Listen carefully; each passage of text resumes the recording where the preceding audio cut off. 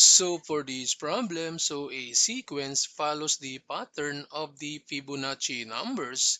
Then find the value of x if the value of the sixth term equals 50. Now take note that in the Fibonacci sequence, if we have 1 and 2, so the next number must be the sum of these last two terms. So 1 plus 2, this one is 3. Then the next number, the sum of 2 and 3, that's 5. Then the next number, the sum of 3 plus 5, this one is 8. So for this sequence, take note that the first term is 5. The second term, that's x. Then the third term, the sum of 5 and x. So this is 5 plus x.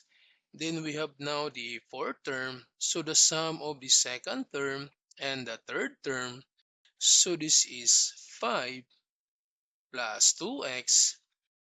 Then the fifth term. So the sum of the third term and the fourth term. So this is 10 plus 3x. Then the sixth term, the sum of this fourth term and the fifth term. So this is 15 plus 5x.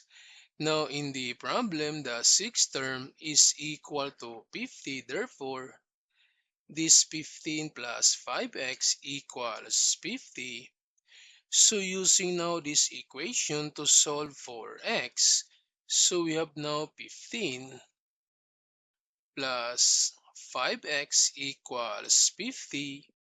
Then to solve for x, so transpose this positive 15 to the other side. So this becomes 5x equals 50 minus 15. Then we have 5x equals, so this one is 35. Then divide both sides by 5 to solve for x. So therefore x is equal to 7.